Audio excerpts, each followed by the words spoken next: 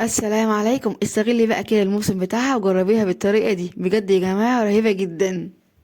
كيكة اليوسفي من أجمل الكيكات اللي بجد ممكن نجربها، سهلة وبسيطة، وكمان طعمها بقى ولونها مش قادرة أقولكم عامل ازاي. لازم فعلا تجربوها بنفسكم علشان تشوفوا النتيجة.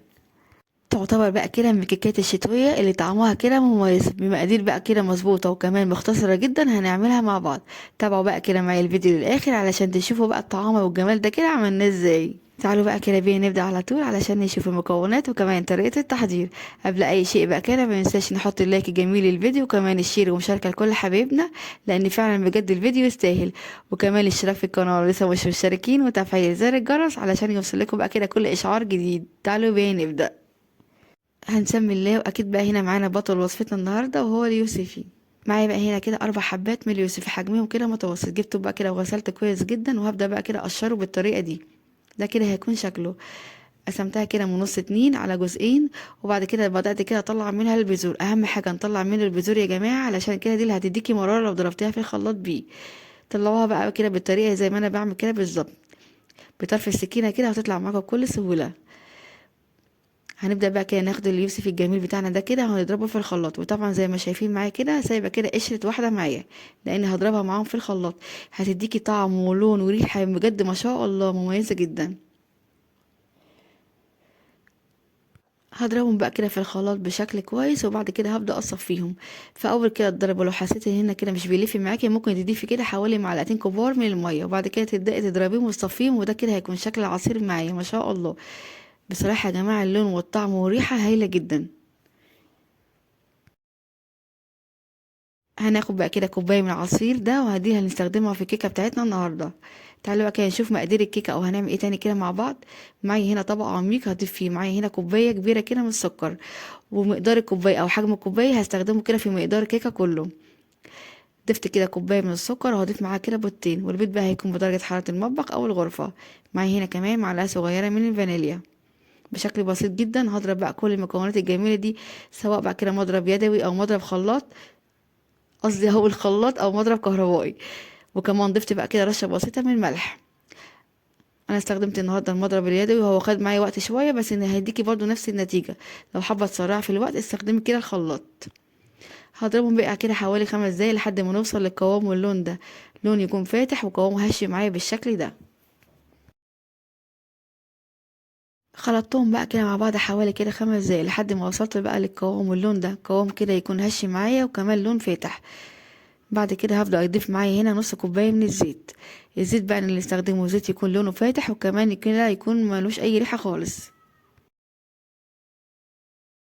اول ما اضيف بقى كده الزيت هبدأ اضربهم مع بعض كده حوالي دقيقتين 3، مجرد بس كده الزيت يبدأ يندمج كده مع باقي الخليط لحد بقى هنا كده. والطريقة سهلة وبسيطة جدا. بصوا بقى هنا معايا ما شاء الله القوام بقى عامل معايا ازاي. بعد بقى كده ما خلطتهم مع بعض بشكل كويس، الخطوه بقى الجايه او المرحله الجايه ان انا هبدا بقى كده اضيف كوبايه العصير اللي احنا كنا شايلينها على جنب. ده كده هيكون معايا كوبايه العصير اليوسف، هنضيفها بقى كده كلها على المقدار. او بقى كده ما نضيفها هبدا اخلطهم مع بعض كده كويس جدا بالشكل البسيط ده. بصوا بقى هنا اللون بدا يختلف معايا ازاي ما شاء الله. وكمان بقى مش قادره اقول لكم الريحه كانت عامله ازاي. هبدا بقى كده اضيف معايا هنا معلقه كده كبيره من بيكنج باودر، وكمان معايا بقى معلقه كبيره من الخل. اول ما اضيف البيكنج باودر هضيف معاها الخل. انا عايزه بقى الفوران ده كده يا جماعه، الفوران ده اللي هيخلي الكيكه معاك كده معاكي ما شاء الله تطلع هشه وكمان خفيفه جدا. جربوا بقى كده الطريقه دي وهتحسوا بقى كده ان الكيك مختلف معاكم كده عن كل مره، هيطلع معاكم هش وخفيف جدا وكمان كده مرتفع بشكل كويس. بعد بقى كده ما خلطت كل المواد السائله معايا هبدا اضيف الدقيق. معايا هنا كوبايتين ونص من الدقيق. طبعا بقى كده هندخل الدقيق بتاعنا كده مره او اتنين على الاقل قبل ما نبدا نضيفه. كمان معايا هنا معلقتين كبار كده من النشا. بعد ما ضفت بقى كده الدقيق والنشا هبدأ بقى كده اقلب كل المكونات مع بعض كده بشكل كويس. هقلب بقى كده لحد ما نوصل لقوام الكيك المطلوب. قوام هيكون معانا وسط بالشكل ده، يعني ولا هو تقيل ولا خفيف. هنستغنى بقى كده عن المضرب بتاعنا، ونبدأ كده نجيب معلقة وسباتيولا ونقلب بقى كده الخليط بتاعنا كده من فوق لتحت علشان نتأكد بقى كده ان مفيش اي رواسب ولا اي تكتلات كده في الخليط عندي.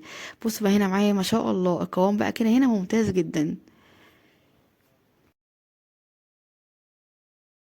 بعد ما جهزنا بقى كده خليط الكيك مع بعض، تعالوا كده هنشوف هنسويها ازاي. انا سويت الكيك بتاعي النهارده في القالب ده.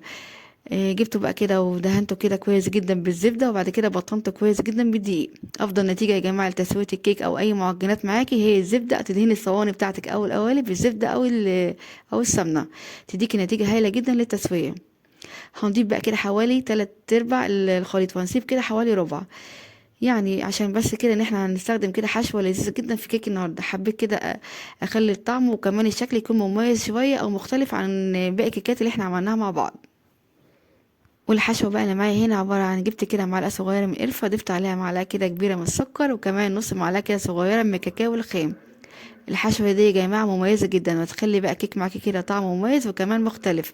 حابه تستخدميها او ممكن تستغني عنها خالص براحتك، بس بصراحه ادت طعم وشكل كيك هايل جدا، وكمان كده اختلاف شويه عن باقي الكيكات اللي احنا عملناها كده مع بعض. بعد ما ضفت بقى كده الحشوه، جبت بقى خليط الكيك وبدات اضيفه. بعد كده هنبدا بقى نخبط القالب بتاعنا خبطتين 3 كده على الرخامه او سطح العمل قبل ما نبدا ندخله الفرن، علشان بقى نخرج كل فقاعات الهواء منه. تعالوا بقى كده نتكلم عن التسوية. هنسوي الكيك بتاعنا النهارده كده في فرن ساخن مسبقا على درجة حرارة 180، وهنكون مشغلين النار من تحت بس، وهنحط القالب بتاعنا كده في الرف الأوسط.